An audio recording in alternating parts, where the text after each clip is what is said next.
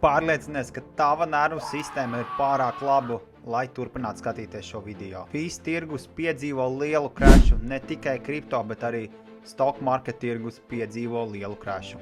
Federālo rezervu sistēma šodien izsludina ārkārtas sēdi aizslēgtām durvīm. Kriptovalūtā pēdējo 24 stundu laikā likvidēts vairāk nekā 1,4 miljārdu ASV dolāru. Amerikas akciju tirgu tiek zaudēti vairāk nekā 6,6 triljonu ASV dolāru. Singapūras akcijas tirgus vienas dienas lielākais krešs pēdējo 16 gadu laikā.